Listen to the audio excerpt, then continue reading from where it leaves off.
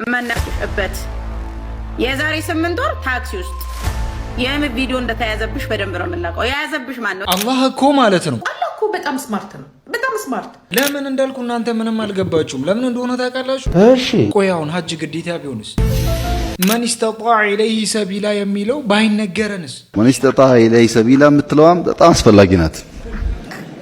እሷን መጠቀም ያስፈልጋል ማለት ነው። አዎ በዚህ ሰዓት መን ኢስተጣዐ ኢለይሂ ሰቢላ የምትለዋ በጣም አስፈላጊ ናት። ተው እሷንም መጠቀም እጅግ በጣም አስፈላጊ ነው። እሷን እየተጠቀምን አሁን ሁላችንም እሷን እየተጠቀምን እኮ ነው። አንቺ አሁን እሷን ነው የምትጠቀሚው፣ እኔ አሁን እሱን እየተጠቀምኩት ነው። እስኪ ውሃ ጠጡኝ ቡርቴ። ደስታ ያለ ብሎ መካ የምንሄድ ሰው ያለ ያድርገን።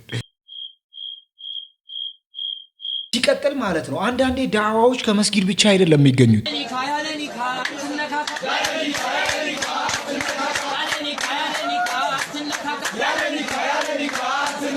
አገባችኋ? ከመስጊድ ብቻ አይደለም ከብዙ አይነት ቦታዎች እውቀትን መሰብሰብ እንችላለን። እኛ ብቻ እውቀትን እንፈልግ። ሲቀጥል ደግሞ እጅግ በጣም አንድ ፕሮፌሰር ያወሩት ነገር አለ። ከባድ ነገር ትዳርን አያፈርስም። ምን ያፈርሳል? ለምሳሌ ቤት ቢቃጠል ትዳር አይፈርስም። ስልክ አለማንሳት ግን ትዳርን ያፈርሳል። ገባችኋ? ስልክ አለማንሳት ትዳርን ያፈርሳል። ይሄ እውነታዊ ነገር ነው። ቤት ቢቃጠል ትዳር አይፈርስም። ሲቀጥል ደግሞ እንደው ስለ ጋብቻ ሳውራ ማለት ነው ስለ ጋብቻ ምርጥ ዜና ይዤላችሁ መጥቻለሁ። እስቲ ወንዶች ብቻ ጨብጡኝ። ወጪ ቆጣቢው ሰርግ መነጋገሪያ ሆኗል። ከሳውዲ አረቢያ ያለ ምግብ ግብዣ የተዘጋጀው ሰርግ መነጋገሪያ ሆኗል። በሳውዲ አረቢያ ሰሜን ምዕራብ በምትገኘው ታቡክ ከተማ በተዘጋጀው ድግስ እባክዎ ይቅርታ ያድርጉልን፣ ወደ ሰርጋችን ሲመጡ እራት እንዳትጠብቁ የሚል ማስታወሻ የተጻፈ የሰርግ መጥሪያ ካርድ በርካቶችን አስገርሟል። በሙሽሪት ቤተሰብ አማካኝነት የተዘጋጀው የመጥሪያ ካርድ የረሱል ሰለላሁ ዐለይሂ ወሰለም ሱና በመከተል ቀለል ያለ የሰርግ ስርዓት ለማካሄድ በሚል እንዳዘጋጁትም ተናግሯል። በቃ እኔ አራት አገባለሁ። እንደዚህ ከሆነ ነገሮች እየተስተካከሉ ነው። ወንዶች ይህን ነገር መጠቀም አለብን። እንደዚህ አይነት ሱናዎችንም መጠቀም መቻል አለብን። يا رب في يوم الجمعة نسألك أن تبعد عنا كل شيء يؤذينا وأن ترزقنا فرحة تنسينا كل ألم مررنا به اللهم اجعلها جمعة جبر خاطرة وتيسير للأمور. سجد ያልከው ልጅ ሰግጥ ጥፋተኛው ሁሱም ነገሮችን እያበላሽ ነው። አረ እንደላችሁ ስታይል እንዴት ነው? ትክክለኛ መነጽር አለባበስ እንዳትሰማ ማን ነው? ሰግጥ ብሎ ሰውየው አወራ። ሁሉም እየተጠቀመው ነው ይሄንን ቃል። ሁሱላ አልቀረም። ሁሱላ መነጽሩ ገልብጦ በተወደደ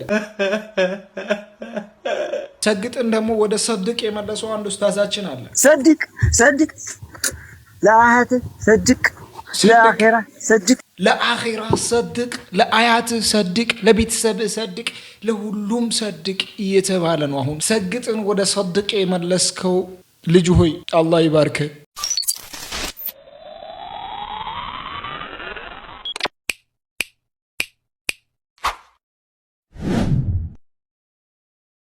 ቆይ አሁን ሳስበው ማለት ነው እውነቴን ነው የምላችሁ። አሁን ሳስበው እነዚህ ልጆች በጣም እያስቀኑኝ ነው። እኔ በብዙ ነገሮች ቀንቼ አውቃለሁ። ይሄ ግን ተለየብኝ። እንዴ ሰው እንደዚህ ይቀናል እንዴ? እስቲ ወደዚህ ቪዲዮ ከመሄዴ በፊት ሰላሙ አለይኩም ወራህመቱላሂ ወበረካቱ። እንዴት ነሽ? እንዴት ነህ?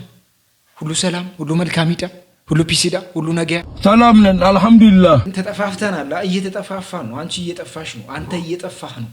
እኔ ወዴት እንደምጠፉ አላቅም። ምን እንደተገኘ አላቅም። ደግሞ ውበት እየጨመረ ነው። አባትን በላንተ ብዙ አትለፍልፋ። ሁላችንም ይሄንን ቤት ሰብስክራይብ ላይክ እያደረግን አንድ ሰው እንዳይቀር፣ አንድ ሰው መቅረት የለበትም። 1766664 ላይክ ሁላችንም አንዳችንም ሳንቀር። Are you serious right now, bro? እና በዚህ ቪዲዮ የቀናችሁ ሰዎች ካላችሁ በኮሜንት ስር እፈልጋለሁ። ሬዲ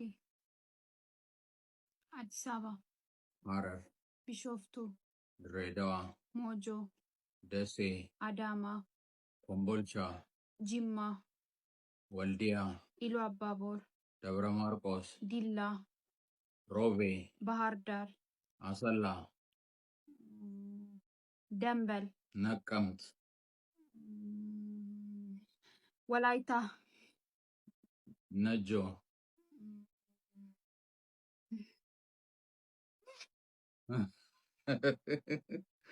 አጣሽ ሉዛረሽ፣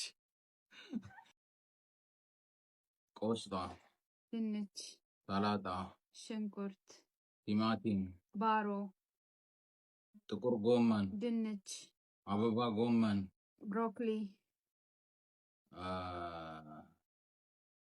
ቃሪያ፣ ኪያር፣ ቆስጣ፣ ዝኩኒ።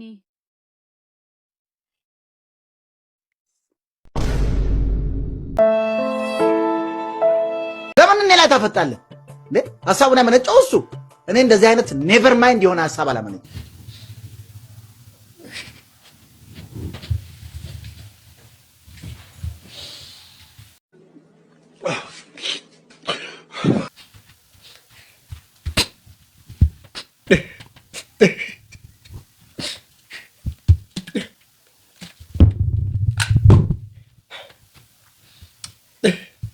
የሳይ በሽተኛ ትመስላል። ምን እና ያመመ እስቲ አይዞሽ በርታ ጠንከር ማለት አለብህ እንዴ። በዚቹ ተው እንጂ ተው።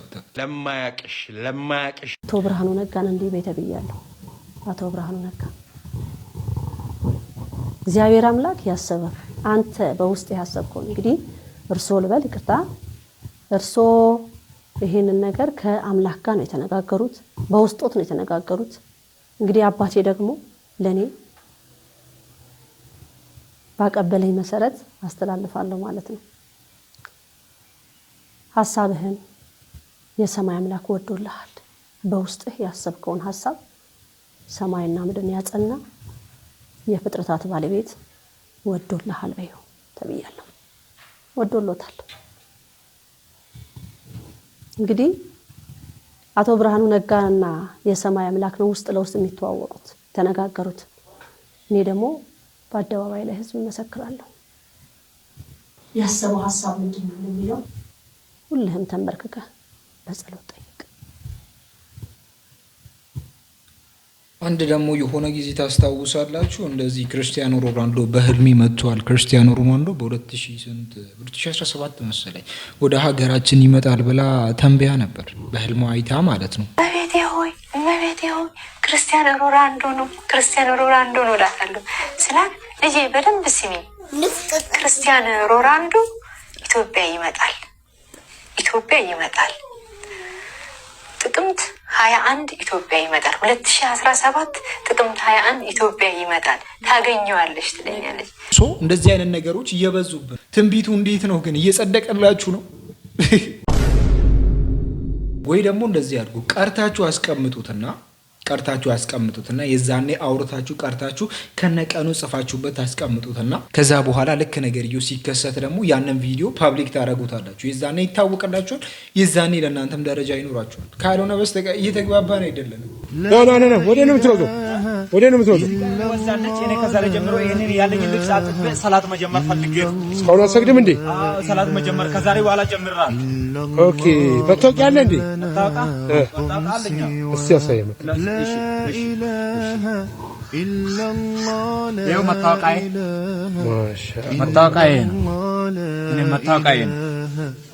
ሌላ መታወቂያ የለም እንዴ? ሌላ መታወቂያ አለ። ምንድን ነው? ላኢላሃ ኢለላህ ሙሐመድ ረሱሉላህ። ይሄ ነው መታወቂያዬ። ከዚህ የሚበልጥ መታወቂያ የለኝም እኔ። አረካሽኝ ወላሂ ደማ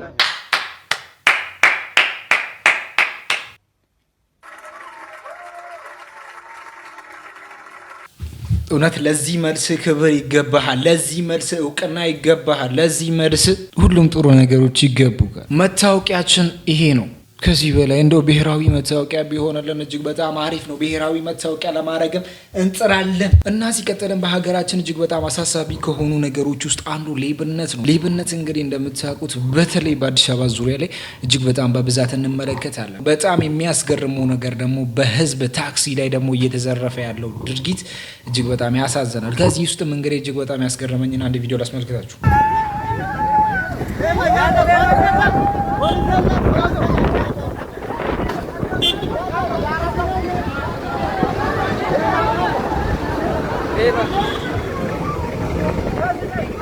በዛን ሰዓት እንግዲህ እጅግ በጣም ብዙዎቹ እየጮሁበት ነበር። ይሄ መኪና አምልጦ ነበር። የዛኔ ደግሞ ታርጋው በሚያስገርም መልኩ ተይዞ ነበር።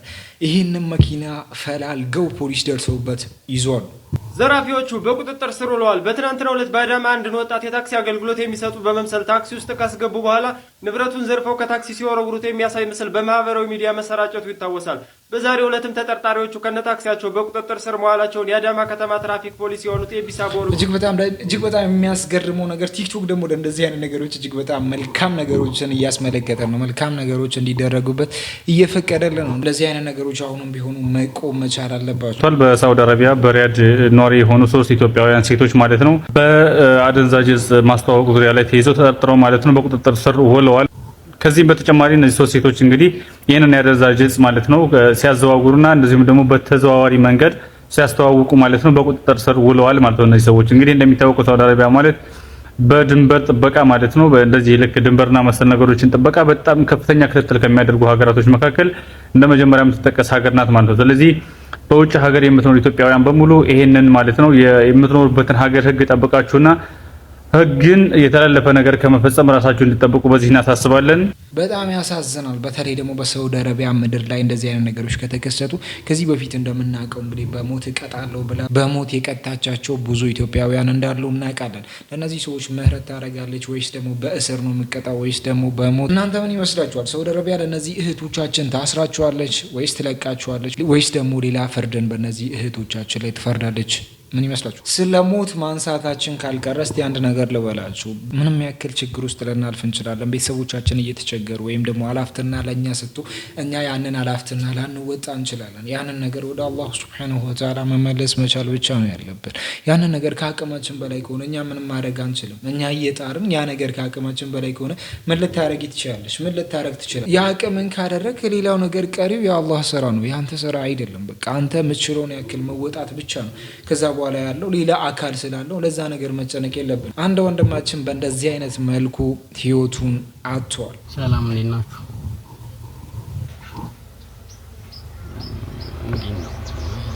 የሆነች ነገር ለማለት ፈልጌ ነው።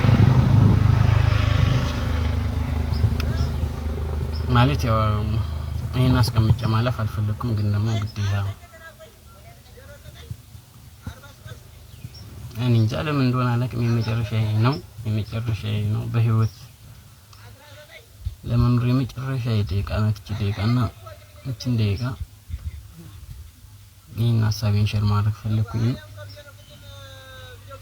አንዳንዴ ከመኖር ይልቅ አለመኖርን ሰው የሚመርጡት ሰዎች ወዶ አይደለም። በቃ ከባድ ነው፣ በጣም ከባድ ነው። እኔ እስከዛሬ ቆየሁት ለእናቴ ነበር። እኔ እንግዲህ አልቻልኩም። በቃ እናቴን ይቅርበኝ ነው የምለው። በቃ ደህና ሁኑልኝ። እቺ ምድር እናንተን ትፈልጋለች። ለምን እንደተፈጠረ ማወቅ መቻል አለብን። ለሆነ ነገር ለሆነ አላማ ነው የተፈጠር ነው። ያንን አላማ ሳናሳካ በነገራችን ላይ ዛሬ ጥቁር ሊሆን ይችላል፣ ነገ ግን ሌላ ቀር ነው። ባዕደ ዑስሪን ዩስራ። ይሄንን ነገር እያወቅን ራሳችንን የምናጠፋ ሰዎች እንዲህ ተረጋጉ እንጂ ምንድነው ያሰብኩት ሁሉ ካልተሳካ ማለት? ያሰብከው ነገር ምናልባት አንተ ሊጎዳክ ይችላል። ያሰብከው ነገር ምናልባት ትክክል ላይሆን ይችላል። አንተ ብቻ አይደለም ሁሌ ትክክል፣ አንተ ብቻ አይደለም ፍላጎት በሙሉ ያልተሳካለት። ብዙ እንዳንተ ሚሊዮን ሰዎች አሉ። እነዛን ሰዎች መመልከት መቻል አለብን። ከአንተ በታች ብዙዎቹ አሉ። እንዴ አንተ ማን ነህ? ተረጋጋ እንጂ። በተለይ ደግሞ ሙስሊሞች ቀጣዩ ምን እንደሚጠብቀን እናውቃለን። ዛሬ ራሳችንን ካጠፋን ራሴን ላጠፋ ነው ወላሂ ነው የምላችሁ። ከአንድም 2 ጊዜ ራሴን ለማጥፋት ጥግ ድረስ ሄጃለሁ። ራሳችሁን ማጥፋት ስትፈልጉ ማለት ነው ጥግ ድረስ በቃ ሰይጣኑ ይገፋፋችኋል። ማንንም መስማት አትፈልጉም። ስለ ቤተሰብ ማሰብ አትፈልጉም። አንደኛ እናንተ ራሳችሁን ስታጠፉ በጣም ብዙ ሊያዝን የሚችል ሰው አለ። ቤተሰብን አስብ እና ደግሞ እየሄድክ ያለበትን ቦታም አስብ። ጥግ ድረስ አስብ። ከፈጣሪ ተጣልተህ ነው የምትሄደው። የፈጠረህን ፈጣሪን እረስተህ ነው የምትሄደው። ወደ ገሃነም ነው፣ ጀሃነም ነው የሚጠብቅህ። እና ምንም ያክል ዛሬ ሊጨልምብህ ይችላል፣ ነገ ግን የተሻለ ቀን ይመጣል። ለምን ቆም ብለህ አታስብ እንዴ? ለአንተ ለራስህ እኮ ያለው አንተ ራስህ እኮ ነው። ወጣቱ እያለቀ ነው ፋሚሊ። ወጣቱ በቀን ቀን ራሱን እያጠፋ ነው፣ ያለ ማጋነን ማለት። ስለዚህ ራሳችሁን ልታጠፉ ስታስቡ እየሄዳችሁበት ያላችሁበትን መንገድ ቆም ብላችሁ አስቡ። ወደ ገሃነም ነው እየሄዳችሁ ያላችሁ። ስለዚህ ረጋ በሉ፣ ሁሉም ነገር ያልፋል ኢንሻአላህ። እንደው አላህን ይዘን ሁሉም ነገር ይሳካል። ሁሉንም ነገር እናሳካዋለን። ሁሉንም ነገር ላይ እናሸንፋለን። we are muslim። በዚህ ነገር ላይ ደግሞ እስቲ አንድ ነገር ብቻ ላሳስባችሁ። አጠገባችሁ ያለውን ሰው ለመረዳት ሞክሩ። ማንኛውም አይነት ሰው ለእናንተ የሆነ ነገር ለማብራራት ለእናንተ የሆነ ነገር ለመናገር ከፈለገ ሀሳቡን በደንብ አዳምጡት። ምን እንደሚል እስቲ ተረዱት። እናንተ ስትረዱት ያንን ችግር ይቀለዋል። ለእናንተ መጥቶ ሲናገር ትንሽ ችግሩ ይቀለዋል። እናንተም ደግሞ ለሱ ንገሩት። እሱም ደግሞ ሲሰማችሁ ለካ እንደዚህም ነው ሰው እኔ ብቻ ይመስለኝ ነበር እንደዛ ብሎ ይረዳል። ኧረ ምን አይነት ጉድ ነው ወገኖቼ! በእንጀራ አምሮት እኮ ልሞት ነው። እዚህ ደግሞ 6 የተለያዩ ሱቆች ደውዬ እንጀራ የለም አሉኝ። በመጨረሻም አንድ ከዚህ 40 ደቂቃ የሆነ ቦታ እንጀራ አገኘሁኝ። ከኢትዮጵያ ቀጥታ የመጣ እንጀራ ነው ብሎኛል። ግን እስቲ እናያለን። 40 ደቂቃ ሙሉ ነልቼ እንጀራው ፓንኬክ ሆነ። በቃ ጦርነት ነው የምነሳው። ደርሻለሁ። ይሄማ እንጀራ ነው፣ ያው ኢምፖርት ነው ግን ከምንም ይሻላል ምናምን። ዛሬ ደግሞ ለመጀመሪያ ጊዜ አዋዜ ጥብስ ሰራው። ወይ ጉድ! በጣም ቆንጆ ነበር። ሽሮ ግን በቃ ነገ ሌላ ቀን ነው። እንብላ። ስደት ክፉ ነገር ነው እህቴ፣ ጠንከር። አላህ ወደ ሀገርሽ ይመልስሽ። መብራት አብርቶ መተኛት ለልብ በሽታ ሊዳርግ እንደሚችል ባለሙያዎች ይናገራሉ። ለመሆኑ በልብና በጨለማ መካከል ያለው ግንኙነት ምንድነው? አናውል ተስፋ ምላሽ አለው። ጄኤምኤ ኔትወርክ ኦፕን በተባለ ጆርናል ላይ የታተመ አዲስ ጥናት እንደሚያሳየው በእንቅልፍ ወቅት ለብርሃን መጋለጥ ለልብ በሽታ የመጋለጥ እድልን ከመጨመር ጋር ይገናኛል። በዩናይትድ ኪንግደም ወደ 88,000 ገደማ በሚሆኑ እድሜያቸው ከ40 ዓመት በላይ በሆኑ ሰዎች ላይ በተካሄደ ጥናት የመጀመሪያዎቹ ጥናት የተካሄደባቸው ወቅቶች ላይ አንዳቸውም የልብና የደም ቧንቧ በሽታ አልነበረባቸው። ተመራማሪዎቹ ከአዲስ ሌሊት እስከ ንጋት 6 ሰዓት ባለው ጊዜ ውስጥ ለብርሃን መጋለጥን የተከታተሉ ሲሆን የሚያገኙትንም መረጃ ከተሳታፊዎቹ የሕክምና ታሪክ ጋር በማነጻጸር እንደ የልብ ደም ወሳኝ ቧንቧ በሽታ፣ የልብ ድካም፣ የልብ ምት መዛባትና ስትሮክን የመሳሰሉ አዲስ የልብና የደም ቧንቧ በሽታዎችን ለይተው አውቀዋል። ውጤቶቹ እንደሚያሳዩት በምሽት ለከፍተኛ መጠን ብርሃን የተጋለጡ ሰዎች ለልብ በሽታና ያለ እድሜያቸው ለሞት የመጋለጥ እድላቸው ከፍ ያለ ነው። በማታ ለብርሃን የተጋለጠ ሰው በተለይ ለልብ ድካም የመጋለጥ እድሉ ከ45 እስከ 56 በመቶ ከፍ ያለ ሲሆን ለልብ ምት መዛባት የመጋለጥ እድሉ ደግሞ ከ28 እስከ 32 በመቶ ከፍ ያለ ስለመሆኑ ጥናቱ ተመላክቷል። ተመራማሪዎቹ አሁን ካሉት ምክሮች በተጨማሪ በምሽት ለብርሃን መጋለጥን ማስወገድ የልብ የደም ቧንቧ በሽታዎችን ለመከላከል ውጤታማ ስልት ሊሆን ይችላል ብለዋል። ጥናቱ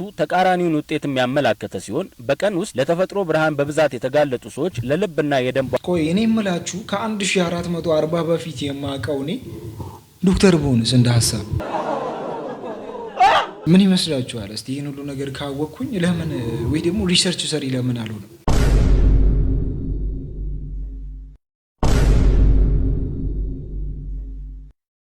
ዝም ብሎ ይሄ እውቀት መሬት ላይ ከሚፈስ ብዬ እኮ ነው። አቤት!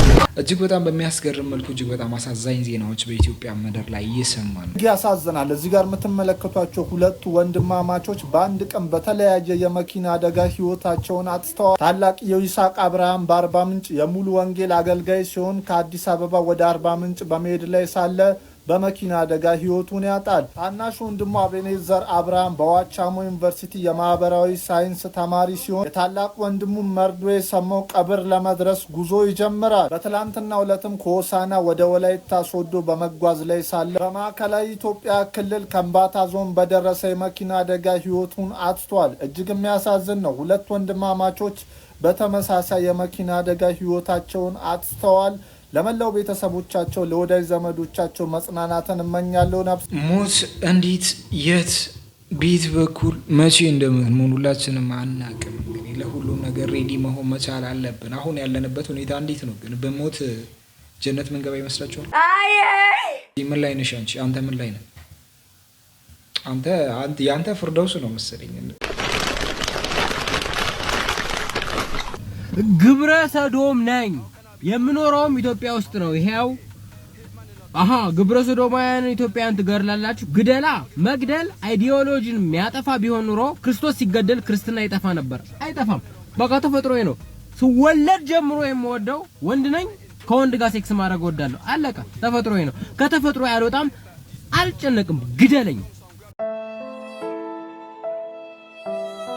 በቃ ሐላል ወጣ ሁሉም ነገር። በፊት እኮ በጭምጭምታ ነው በሆነ ነገር በሸክ ነው ምናምን ሄደን ሰዎችን እንትን የምንለው። አሁን ሐላል አረጋችሁት። አሁን ቀለል አለ። አንቺ መልሱ ምንድነው? ኦክሲጅን።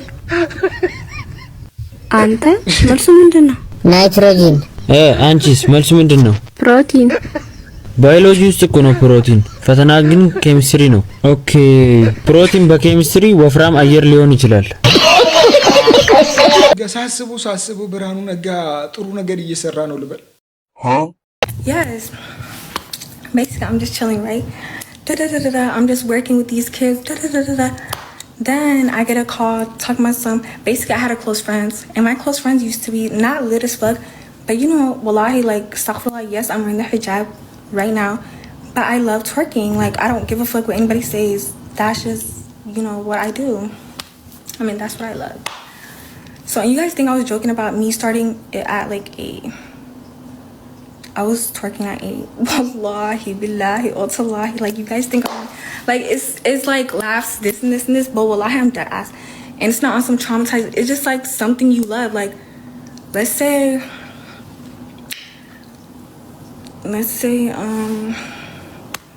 like something you love I mean, I was 8, obviously I was a kid, but it's like, you know, girls used to go inside the look and we used to twerk. Are you serious right now? Are you serious right now, bro? በህይወትሽ ላይ ደስተኛ ነሽ? ምንድነው እያስተላለፍሽ ያለው መልእክት ምንድነው? አልገባኝ። ስለ ሂጃብና ስለ ኒቃብ ጉዳይ እጅግ በጣም አስገራሚ መግለጫ ተሰጥቷል። ይሄንን መግለጫ እንዴት ትመለከቱታላችሁ? ሂጃብ ጉዳይ የእስልምና ጉዳዮች ጉዳዩ እንደ አዲስ እያስጮኸ ነው ያለ። እንደ አንድ ዩኒቨርሲቲ መምህርና እንደ አንድ ሙስሊም ዩኒቨርሲቲ መምህር ያለኝን ፐርሰናል አቋም ልንገራችሁ። መሆን ያለበት ከላይ የምታያቸው የመጀመሪያዎቹ ሁለቱን የሚጠቀሙ ተማሪዎች ትምህርት ክላሳቸውን አቴንድ ማድረግ ይችላሉ።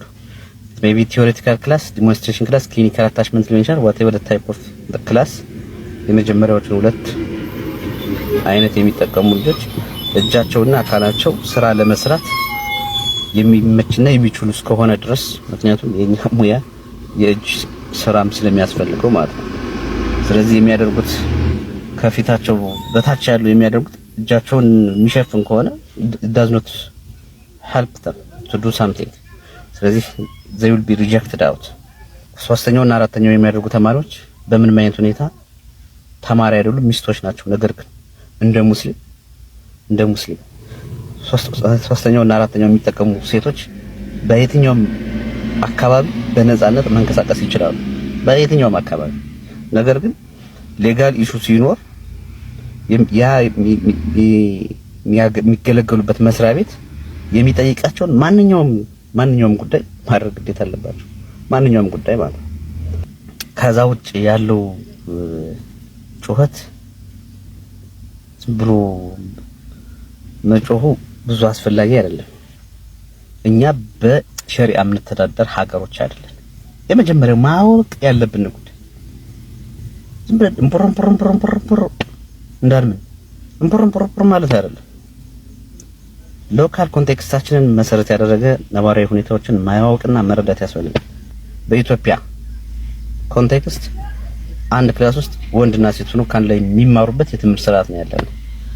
በዚህ ጉዳይ ላይ ሀሳባችሁ ምንድነው? ኢምፐርሰናል የኔ ሀሳብ ምን ይመስላችኋል? መጅሊስ እንደዚህ አይነት ትላልቅ እውቀት ያላቸው ሰዎች፣ በዲኑ ላይ ብቻ እውቀት ያላቸው ሰዎች ለዚህ ነገር ምላሽ መስጠት መቻል አለባቸው። ይሄ ነገር ከመንግስት ጋር እንዴት ነው ይሄዳል አይሄድም የሚለው ከዲን ጋር አመዛዝነው መሀል ላይ ያለውን ነገር መወሰን መቻል አለባቸው።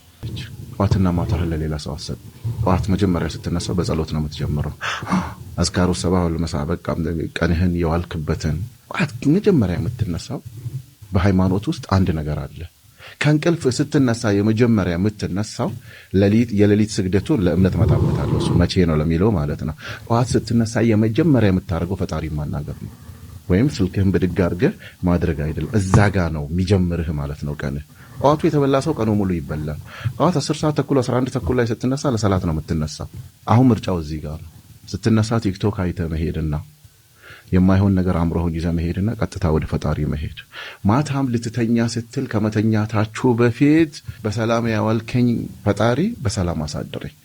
አሁን ይሄ በተለምዶ የሚባል ይመስላል። ሩል ናቸው እነዚህ ነገሮች ከመሄድ በፊት ማለት ነው። በሰላም አሳድረኝ መነሳትህን አታውቅም፣ ከእንቅልፍ መነሳትህን አታውቅም።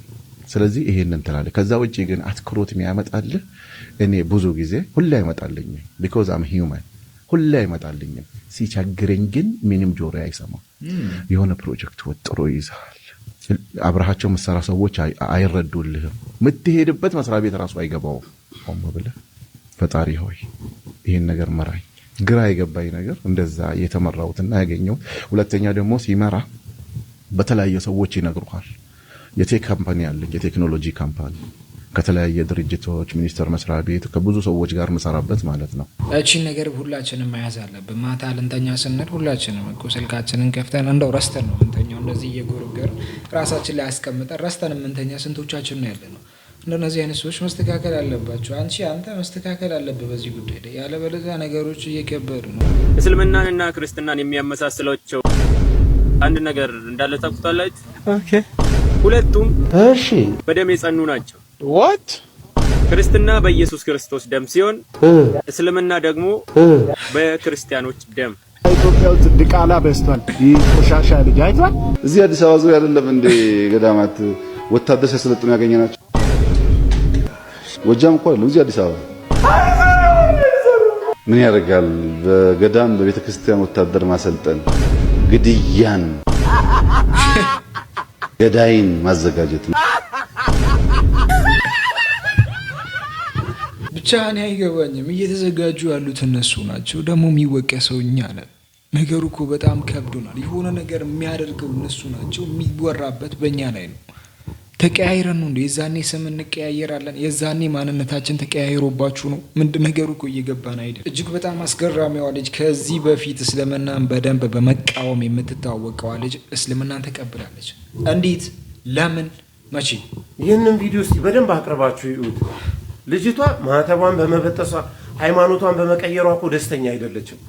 እኔ እንደውም ከዚህ ቪዲዮ ጀርባ የሚያሳስበኝ ነገር ኦሮሚያ ላይ የሚገኙ ኦርቶዶክሳውያን ላይ ምን እየታሰበ ነው፣ ምን ሴራ እየተሰራ ነው የሚለው ነገር ነው እኔ ከዚህ መልእክት ጀርባ እየገባኝ ያለው።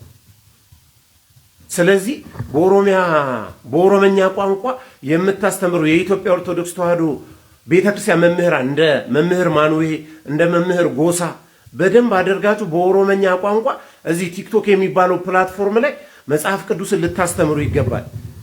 በኦሮሚያ ክልል ላይ የሚገኙ ኦርቶዶክሳውያን በብዙ አይነት ፈተናና መከራ ውስጥ እንደሚያልፉ መምህር ጎሳ መምህር ማኑዌም በደንብ ታውቃላችሁ። በአገልግሎት የሚገጥማችሁንም የሚገጥመንንም ነገር ስለምናውቅ፣ ስለዚህ እኔ የሚያሳስበኝ ከዚህች ልጅ መስለም በላይ ኦሮሚያ ክልል ላይ ያሉ ኦርቶዶክሳውያን ላይ ምን አይነት ሴራ ታቅዶባቸው ነው፣ ምን አይነት ሴራ ሊሰራባቸው ነው የሚለው ነገር ነው። ስለዚህ ኦሮሚያ ላይ የሚገኙ ኦርቶዶክሳውያን በብዙ መከራ በብዙ ዋጋ ነው የኢትዮጵያ ኦርቶዶክስ ተዋሕዶ ቤተክርስቲያን ለትውልድ እያስቀጠሉ ያሉት። ለዛ ምስክር ደግሞ አንዱ እኔ ነኝ። በጣም እርግጠኛ ነኝ መምህር ማኑሄም መምህር ጎሳም የሚስማሙበት ጉዳይ ነው።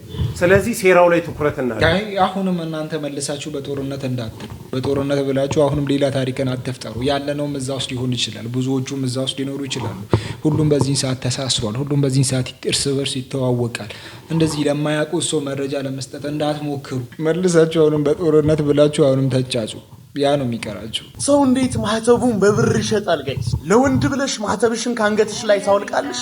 በመስቀል የማታፍሩት በማህተባችሁ የማታፍሩት ኮሜንት ላይ መስቀል ለኔ መዳኛዬ ነው እያልክ ኮሜንቱን ልቅልቅ አድርግ። ይቺ ልጅ መሲ ትባላለች። ለወንድና ለብር ብላ ነው ሃይማኖቷን የቀየረች። በደንብ ተመልከቱ።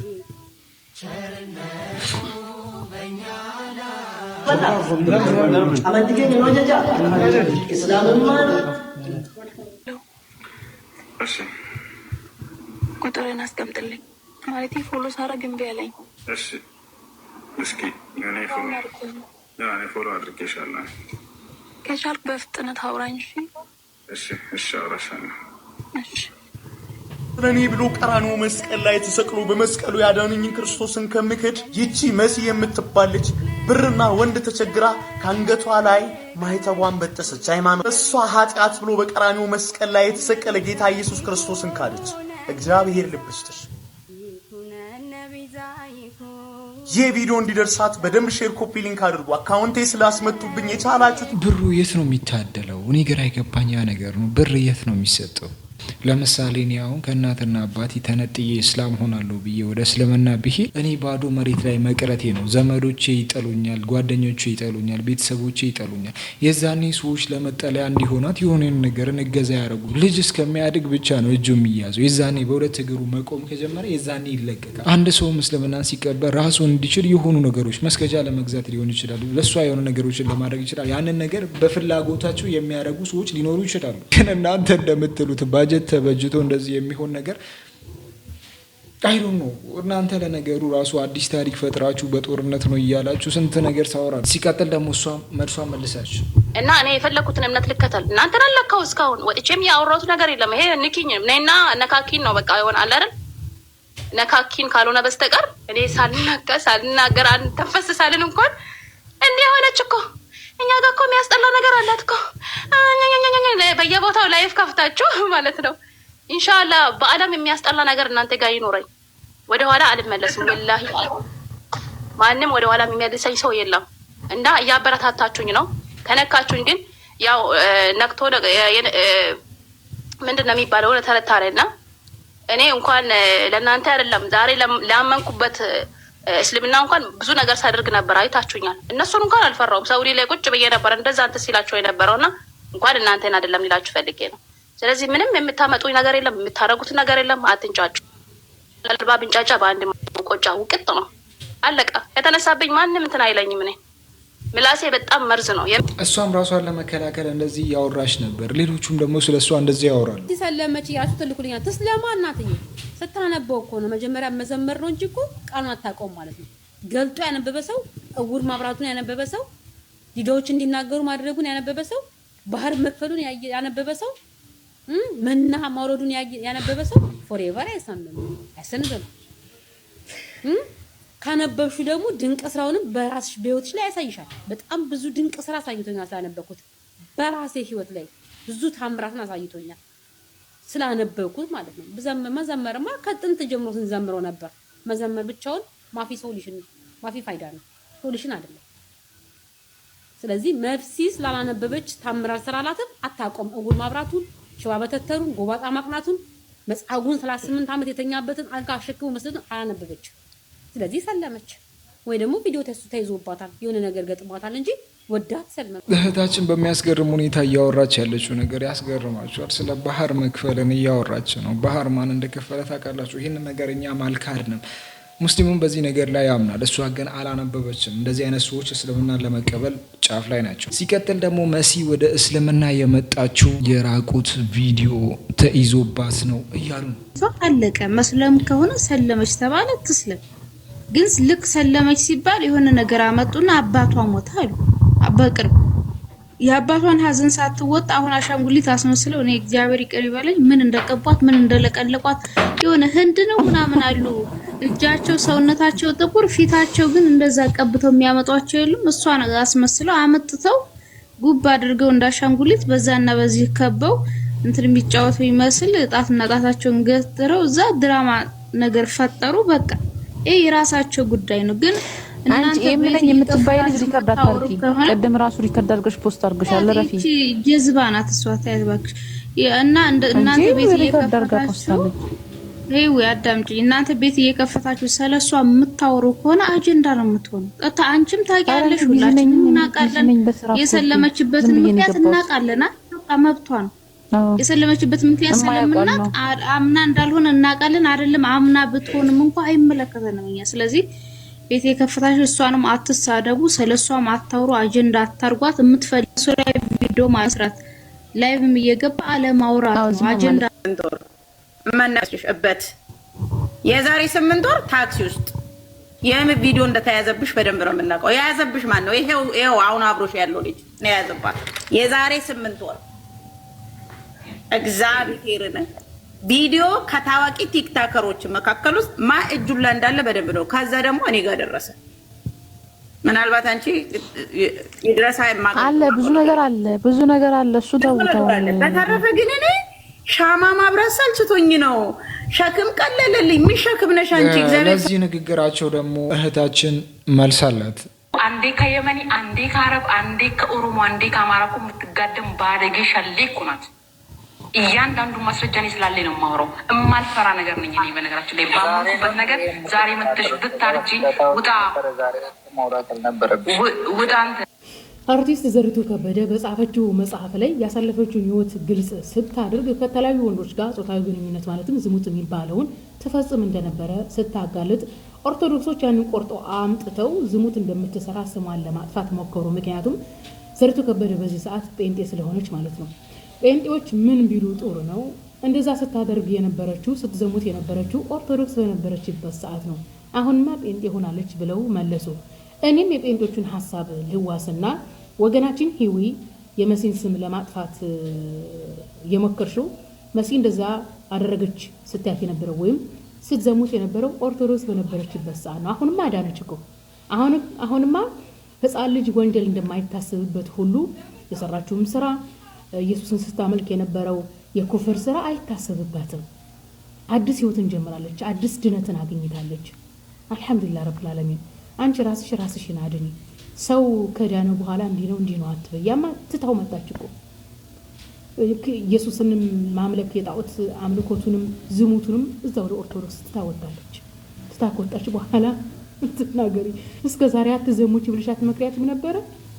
4 ነጥብ እስከ ዛሬ መምከር እየቻለች የእሷን የበፊት ህይወቷን አምጥታ ለማሸማቀቅ እየሞከረች ነው። እንደዚህ አይነት ነገሮች እንግዲህ በጣም የተለመዱ ናቸው። ብዙ ነገሮች ይወራሉ፣ ገና ከዚህ በላይ ይወራሉ። እውነት ይሁን ውሸት ይሁን የማይታወቁ ነገሮች በብዛት ይሰራጫሉ። ከእንደዚህ አይነት ነገሮች እንግዲህ እንደነዚህ አይነት ሰዎችን ደግሞ ለእኛም ለነሱ ልንጋፈጥላቸው ይገባል። ለዛ ዘንላችሁ ፕሮግራም በዚህ ይጠናቀቃል። እስካሁን አብራችሁ የቆያችሁ ሰዎች እስካሁን ቡና ሳጠጣ ቤቴ መታችሁ ሳትሉ እሺ በቃ